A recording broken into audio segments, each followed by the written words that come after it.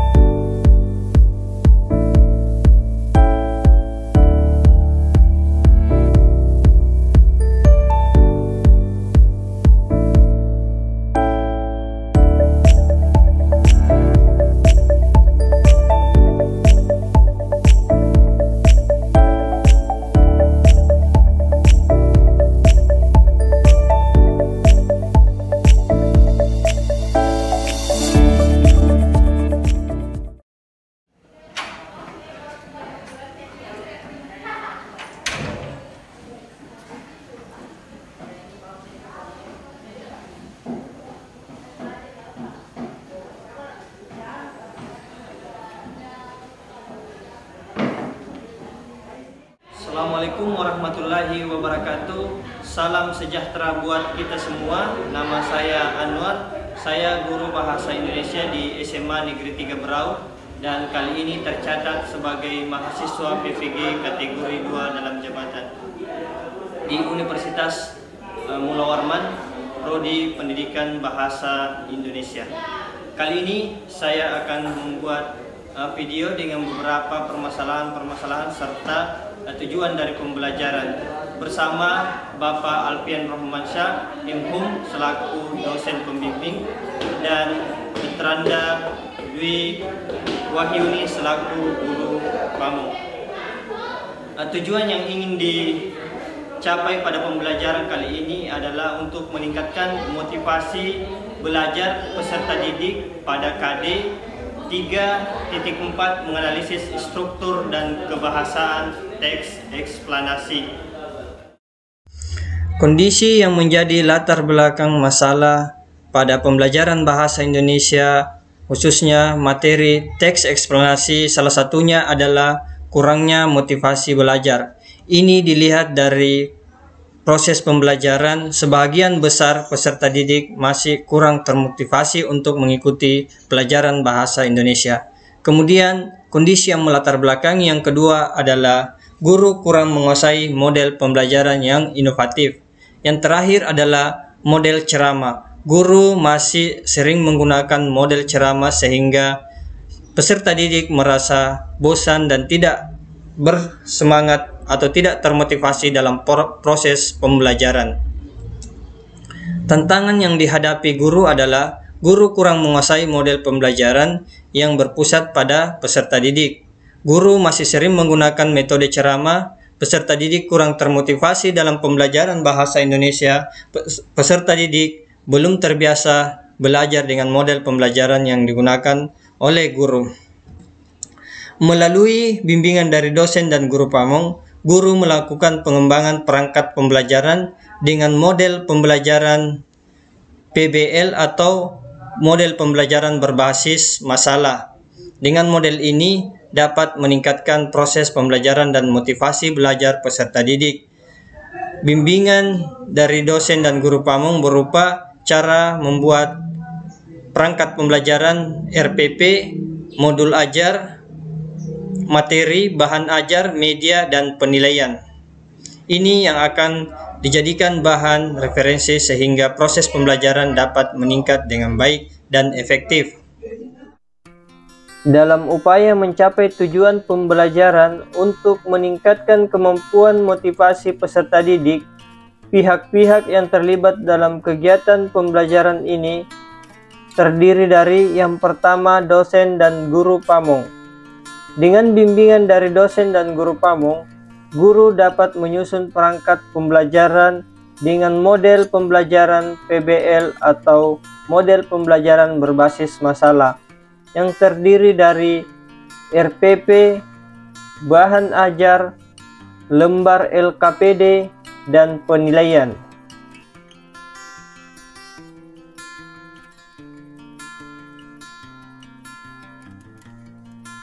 Selain itu, guru mendapat bimbingan dari dosen dan guru pamong mengenai cara membuat media interaktif.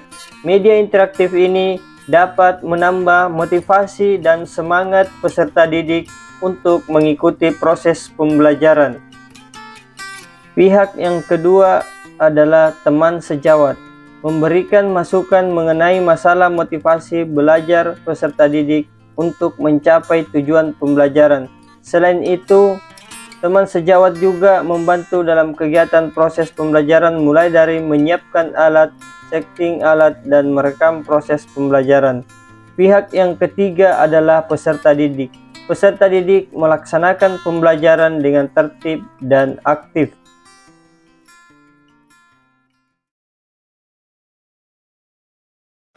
Waalaikumsalam warahmatullahi wabarakatuh. Selamat siang. Ya, Pak. Gimana kabarnya? Sehat? Ya. Semuanya. Baik, sebelum kita memulai pelajaran pada siang hari ini, saya persilahkan ketua kelas untuk memimpin doa dan silakan ketua kelas. Teman-teman, sebelum kita memulai pembelajaran hari ini, mari kita berdoa menurut agama dan kepercayaan masing-masing. Berdoa mulai. Berdoa selesai. Terima kasih. Nah, sebelum kita mulai, saya cek kehadirannya dulu ya. Lina, Petrus, Diva, lengkapnya hari ini semuanya hadir dan diberikan kesehatan semua. Artinya pada siang hari ini semua bisa mengikuti pelajaran bahasa Indonesia dengan semangat. Mudah-mudahan diberikan kesehatan dan semuanya hadir.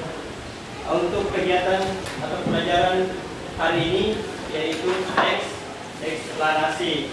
Ya, ini adalah lanjutan dari materi minggu lalu, teks eksplanasi. Teks eksplanasi adalah teks yang menjelaskan suatu fenomena sosial, ekonomi, atau budaya. Ya, teks eksplanasi adalah suatu fenomena yang menjelaskan fenomena sosial, budaya dan lain. Ya, berikan tepuk tangan untuk Ababil. Baik, kita lanjut. Tadi sudah diberikan definisi sedikit tentang teks eksplanasi pelajaran kita minggu lalu. Apa itu teks eksplanasi? Yaitu teks yang berisi fenomena atau proses terjadinya fenomena, baik itu fenomena alam, apalagi tadi fenomena sosial, fenomena budaya. Ya, jadi berbicara tentang fenomena. Di sini siapa yang pernah melihat fenomena? Ada yang pernah melihat fenomena? Fenomena apa? Gapira? Fenomena alam, gerhana matahari. Selain gerhana matahari, apa lagi fenomena alam yang pernah kalian lihat? Ya, enggak, banjir. Apa lagi? Tsunami, gempa bumi. Di dalam fenomena itu ada sebabnya dan ada akibatnya. Ya, baik, kita lanjut. Tujuan pembelajarannya adalah peserta didik mampu mengidentifikasi struktur dan kebahasaan teks eksplanasi dengan benar. Ini tujuan pembelajaran kita pada pertemuan kali ini. Kita masuk di materi inti, struktur. Tapi sebelum masuk di materi, ada video yang berkaitan dengan fenomena. Video ini berkaitan dengan fenomena alam. Silahkan disimak untuk menambah referensi kalian tentang apa itu fenomena atau apa itu teks eksplanasi. Sebelum kita masuk ke materi inti. Nah, silahkan disimak baik-baik. Nanti akan saya berikan beberapa pertanyaan. Penjelasan adalah istilah luas yang mencakup segala bentuk penyadapan dengan komponen asal seperti asal sulfat untuk membentuk asal sulfat dan asal hidrat, dan akhirnya jatuh kembali video tersebut jenis teks eksplorasi apa, fenomena apa yang ada dalam video itu? Tentang fenomena alam, yaitu hujan alam. Ya, jadi fenomena alam. Jadi kita sudah bisa membedakan mana fenomena alam sosial dengan budaya. Jadi dalam video itu adalah fenomena alam.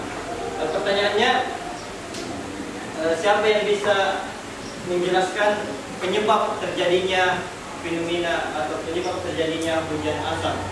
Ada yang bisa? Silahkan angkat tangan. Silahkan, ulang.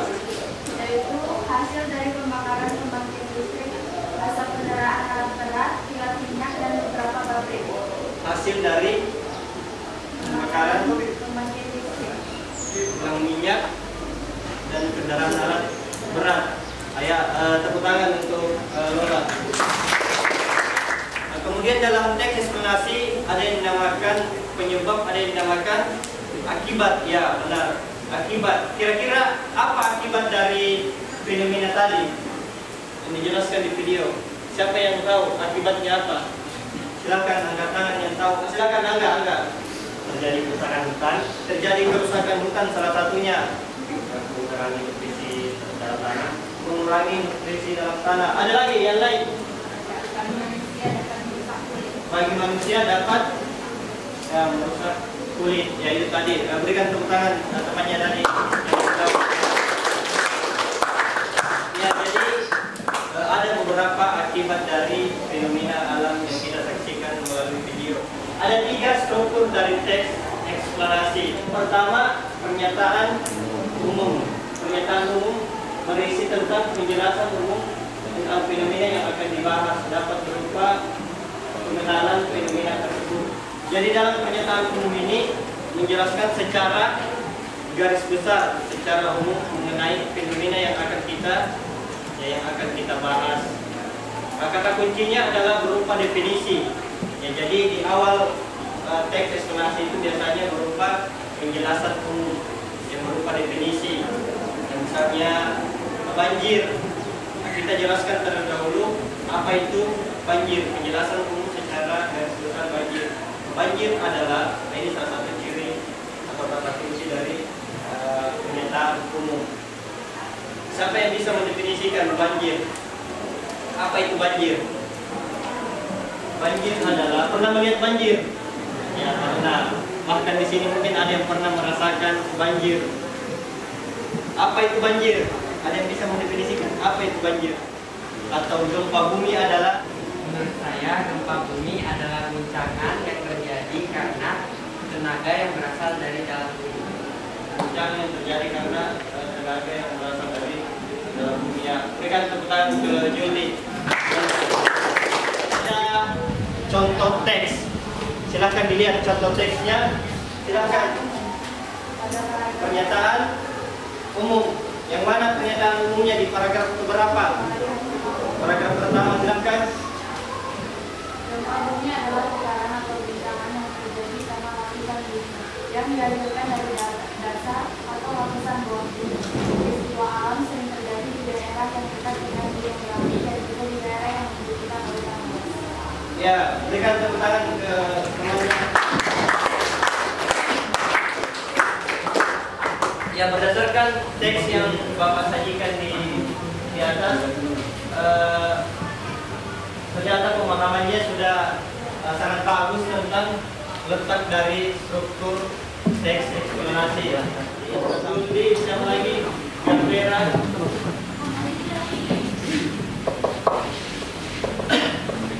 1, 2, 3, 4, 5, 6.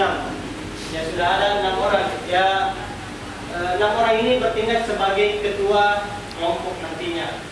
Kelompok 1 saya mulai dari Abid, kelompok 1, kelompok 2, kelompok 3, 4, 5, 6. Ingat ya, 6 kelompok. Yang lain berhitung 1 sampai 6. Jadi mulai dari sebelah kanan. Ya, silakan berpesan suaranya. 1, 2, 3, 4. Silakan buat kelompok.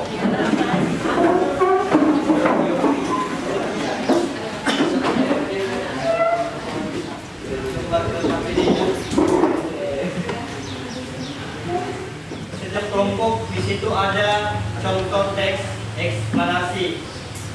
Teks eksplanasi apa? Silakan dibuka. Apa?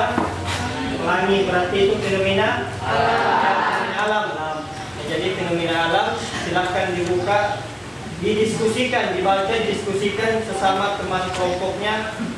Teks eksplanasi itu kemudian diisi kolomnya. Setelah itu kita presentasikan mulai dari kelompok 1.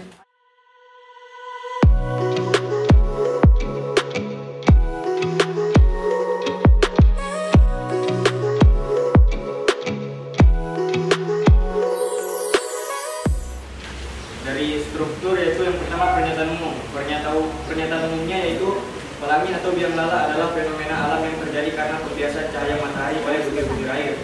Pelangi mempunyai berbagai macam warna yang saling sejajar dan tampak di langit. Pelangi dianggap juga sebagai gejala optik. Umumnya pelangi berbentuk busur dan masing-masing ujungnya mengarah pada titik yang berbeda. Pelangi tampak sebagai busur cahaya dengan ujungnya mengarah pada horizon pada suatu saat hujan ringan. Tak jarang pelangi juga bisa dilihat di sekitar air terjun yang deras. Untuk deretan penjelas yaitu pelangi muncul karena cahaya membias tengah tetes hujan lalu dibiaskan atau dibelokkan ke tengah tetes hujan sehingga membuat cahaya putih berwarna menjadi spektrum. Sudah? Nah, terima kasih untuk kelompok 1 untuk mempresentasikan hasil kerja kelompoknya. Mau bertanya, berikan 1-2 pertanyaan kepada kelompok 1 atau masukan atau berupa pernyataan. Silakan. Itu contoh yang kami dapat itu matahari terbenam maka langit akan menjadi merah. Matahari terbenam maka langit menjadi merah. Itu tadi masukan dari, ini berupa masukan dari kelompok berapa? 6. Kelompok 6. Ada lagi? Menambahkan pada kalimat pasif, yaitu yang pertama pelangi dianggap juga sebagai gejala optik. Nah, kata itu yang dianggap. Kemudian tak jarang pelangi juga bisa dilihat di sekitar air terjun yang deras. Kalimat pasifnya, kata pasifnya itu yang dilihat. Kemudian yang ketika matahari terbenam maka langit akan menjadi merah. Yang pasifnya terbenam. Kemudian yang awalnya cahaya matahari melewati tetes hujan lalu dibiaskan atau dibelokkan. Jadi pasifnya yang dibiaskan atau dibelokkan. Ya, terima kasih. Nanti sudah ada 2 masukan. Berikan tepuk tangan untuk kelompok 1. Silakan ada yang bisa menyimpulkan. Apa saja yang dibahas tentang struktur Gabera? Apa?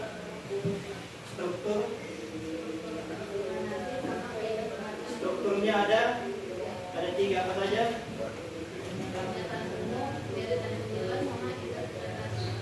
umum, deretan penjelas sama interpretasi. Kemudian kaidah kebahasannya ada berapa? Ada 4 apa saja? Kalimat pasif,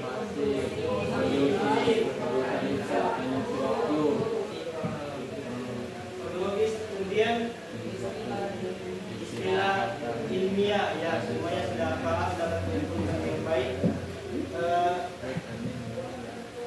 Terakhir kita evaluasi pembelajaran. Dari sini kita bisa mengetahui bahwa pembelajaran berhasil hari ini. Seperti biasa evaluasinya lewat HP. Saya sudah kirim linknya, silahkan dibuka di HP-nya masing-masing. Saya berikan waktu 7 menit untuk mengerjakan soal yang ada di grup WA yang saya kirim tadi. Silahkan naikkan dibuka masing-masing HP-nya. 11 kelas 1 kan sesuai ini.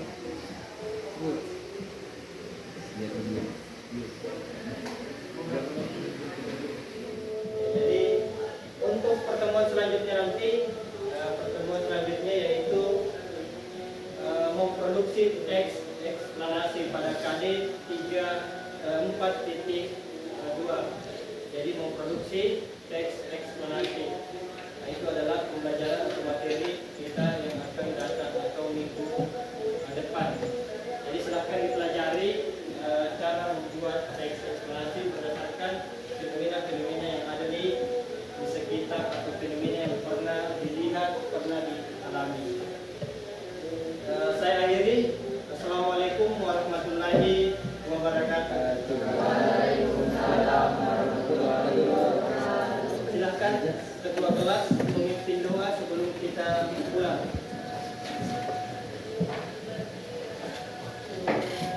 Baiklah teman-teman, sebelum kita pulang, mari kita berdoa menurut agama dan kepercayaannya masing-masing. Berdoa dimulai.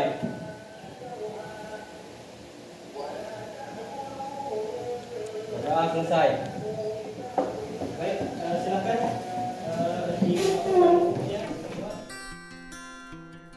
Setelah dilakukan proses pembelajaran dengan model pembelajaran PBL, motivasi belajar peserta didik meningkat. Ini bisa kita lihat dari hasil evaluasi pada akhir pembelajaran. Dari 28 peserta didik, 2 diantaranya mendapat nilai di bawah KKM, kemudian 2 diantaranya mendapat nilai 75, dan 24 mendapat nilai 100.